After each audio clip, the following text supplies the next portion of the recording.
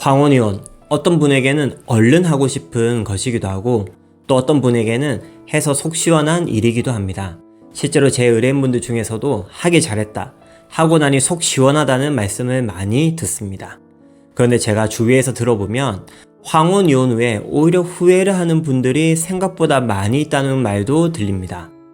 오늘은 제가 이혼 전문 변호사를 하면서 알게 된 황혼이혼 후 후회하게 되는 3가지, 그 주요 이유를 말씀드리고 어떻게 하면 후회 없이 할 수 있을지를 말씀드리려 합니다. 인생의 중요한 갈림길에서 결정을 내린 것이니만큼 오늘 영상을 통해서 황혼이혼이라는 것이 평생 더 큰 회한으로 남게 되는 것이 아니라 새로운 삶의 시작에 도움이 되었으면 좋겠습니다. 돈이고 뭐고 이혼만 했을 때 황혼이혼을 하는 많은 분들이 돈이고 뭐고 그 사람과 하루빨리 갈라서고 싶다, 자존심 상해서 그 사람 돈은 한 푼도 받기 싫다, 이런 격한 감정 때문에 재산 분할을 충분히 고려하지 않고 급하게 이혼 서류에 도장을 찍는 경우가 많습니다.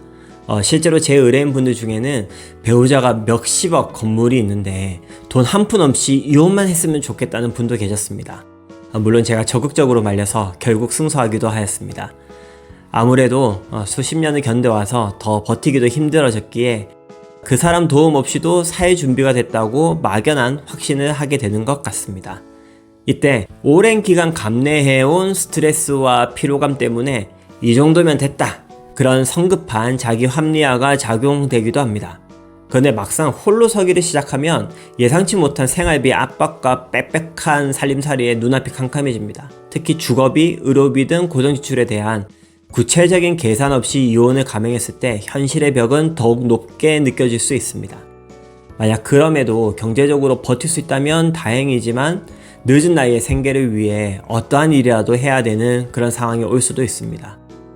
황혼이혼 후 안정적인 경제력 확보는 행복한 노후를 위한 가장 중요한 초석입니다. 순간의 감정으로 재산 분할을 포기해버린다면 그 순간은 홀가분해질지 몰라도 그 대가는 평생의 후회로 돌아올 수 있습니다. 예전과 관계가 달라졌어요. 수십 년 동안 당연히 이어왔던 관계들이 예전과 같지 않게 됩니다. 자녀들은 부모의 이혼을 받아들이는 과정에서 심리적 혼란을 겪거나 어느 한쪽에 대한 원망 또는 양쪽 모두에게 거리를 두는 경우가 생길 수 있습니다. 이는 자녀 나이와 상관없이 발생할 수 있는 일입니다. 당연히 유지해왔던 관계들도 달라지거나 사라지게 되어서 고독감을 느끼게 됩니다. 부부 동반으로 어울렸던 친구 그룹과의 만남이 어색해지거나 한쪽 배우자와의 관계 때문에 다른 쪽과의 교류가 끊기는 등 예기치 않는 관계 단절을 경험할 수 있습니다. 특히 명절이나 경조사 때 느끼는 허전함은 생각보다 더 차갑게 느껴지게 되어서 황혼이혼을 하신 분들이 이때 후회를 많이 하신다고 합니다. 오랜 세월 부부라는 틀 안에서 형성된 사회적 관계망이 이혼과 함께 재편되면서 겪는 자연스러운 과정일 수 있는데 이에 대한 마음의 준비가 부족하면 더 큰 어려움을 느끼게 됩니다. 사람은 돈만 있다고 살 수 없기에 정서적 지지 기반이 되는 인간관계를 재정적 기반만큼 미리 대비하는 것을 꼭 명심하셔야 됩니다. 삶의 방향성을 상실했어요. 수십 년간 누구의 배우자, 누구의 부모라는 역할에만 익숙해져 있는 경우가 많습니다.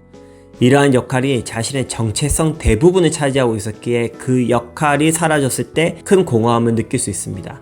그러다 보니까 정작 자기 자신이 진정으로 무엇을 원하고 어떤 삶을 바라는지에 대해서는 깊이 생각해 결을 없이 지내다가 홀로 남겨진 후에야 스스로의 욕구나 바람에 대해 얼마나 무지했는지 뼈저리게 실감하게 됩니다.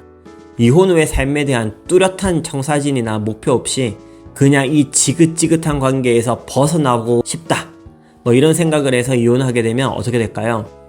이혼 후 주어진 자유 앞에서 처음에는 속 시원하고 편안하게 느껴질 수 있습니다. 그런데 앞으로 내가 어떻게 살아가야 할지에 대한 고민이 끝없이 막막하게 찾아오게 되고 이는 마치 망망대해에 홀로 떠있는 배처럼 어디로 가야 될지 모르는 불안함을 야기하게 됩니다. 이로 인해 이혼 후 삶의 방향에 대해 준비가 덜 된 분들은 극심한 무력감과 우울을 겪으며 선택을 후회하기도 합니다. 이혼은 마침표가 아닌 새로운 삶의 문을 여는 것입니다. 그 문 너머에 어떤 삶을 그려갈지 스스로 답을 찾지 못했다면 어렵게 얻은 자유는 축복이 아니라 무거운 짐이 될 수도 있습니다. 황혼이혼 정말 쉽지 않은 결정입니다. 그렇기 때문에 오늘 말씀드린 3가지 후회의 이유는 결코 외면해서 안 될 현실적인 사항들입니다. 설마 내가 저렇게 되겠어? 라는 안일한 마음보다는 철저한 자기 점검과 현실적인 준비가 필요한 것입니다. 특히 실제 법원에서 인정되는 재산 분할의 기준과 같은 부분들을 잘 알지 못한 채로 황혼이혼을 준비하다가는 나중에 크게 후회할 수도 있습니다. 경제적 자립계획 세우기. 감정에 휘둘리지 않고 변호사의 조력을 받아서 정당한 권리를 확보하며 이혼 후의 삶을 위한 구체적인 재정 계획을 세우시기 바랍니다. 이때 단순히 현재 자산의 분할뿐 아니라 미래의 소득 가능성, 연금 수령 계획 등을 종합적으로 고려해야 합니다. 사람과의 관계를 재정비하기. 소중한 관계를 지키기 위해 노력하고 건강한 사회적 연결망을 미리 구축해 두어야 합니다. 자녀와는 이혼 후에도 건강한 부모, 자식 관계를 유지하기 위한 노력이 필요하고 친구나 새로운 커뮤니티 활동을 통해서 정서적 지지 기반을 다지는 것도 좋은 방법이 됩니다. 나 자신의 목소리에 귀 기울이기.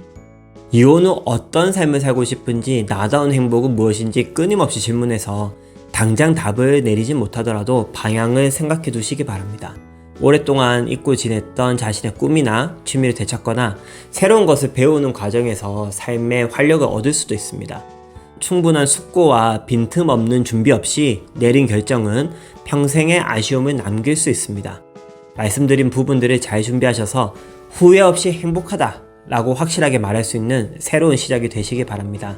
이 과정에서 혼자 모든 짐을 지려하지 마시고 이혼 소송 전문가와 충분히 상의하셔서 여러분의 생활에 가장 적합한 현명한 길을 모색하시기 바랍니다.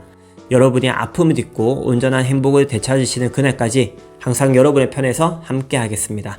감사합니다.